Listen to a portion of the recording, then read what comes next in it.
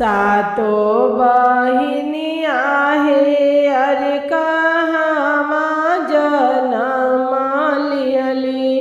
सातो बहिनिया हे कहवा जनम लिहले चाँद सूरजवा हे अरे कहवा जनम लिहली। सातो बहिनिया हे अरे कहवा जनम लिहली। सातो बहिनिया हे पूर्व जनम लिहले चाँद सूरजवा हे अरे कुरा खेत जनम लिहली। सातो बहिनिया हे अरे कुरा खेत जनम लिहली। सातो बहिनिया हे घूमते घूमते गइली अयोध्या नगरिया हे अरे जाई के पूछेली मैया कौशल्या से बतिया हे अरे गरजी गरजी पूछे कौशल्या से बतिया हे।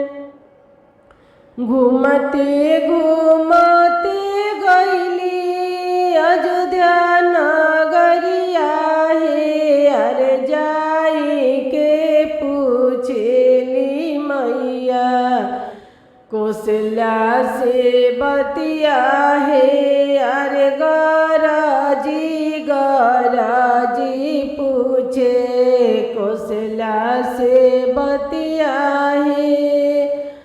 हंसी हंसी बोलेली कौशल्या रनिया हे अरे कवना संकट तुहरा परले मायरिया हे अरे काहे गरजी गरजी करेलु बतिया हो अरे काहे गरजी गरजी करेलु बतिया हे।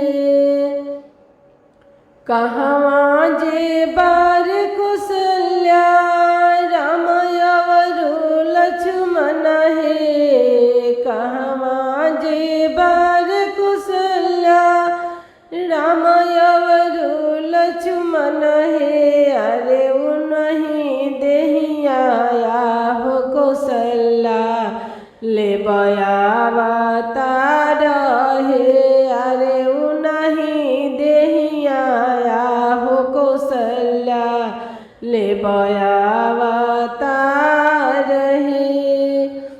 नरमी नरमी मधुरी बचनिया हे अरे बोलेली कौशल्या रानी माई जी से बतिया हे अरे करेली कौशल्या रानी।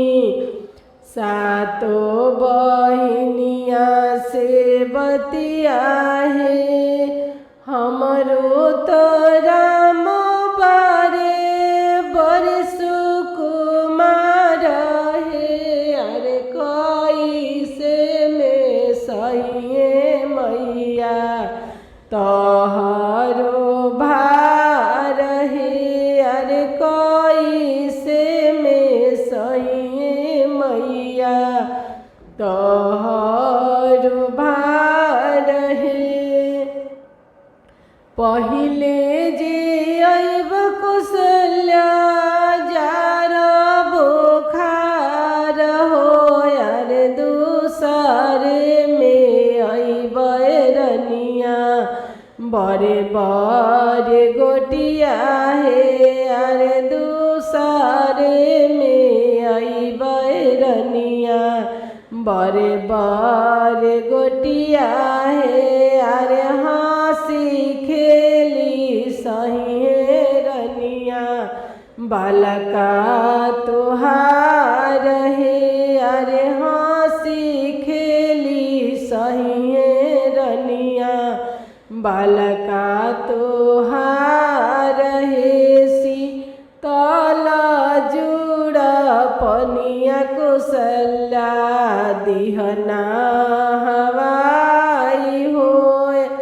शीतल जुड़ा पनिया कुशल्या दिहना हवाई अरे निमिए तैया रनिया दिहा सोलाई हे अरे हंसते खेलत कुशल्या हम चली जाई बहे अरे हंसते खेलते रनिया हम चली जाई बहे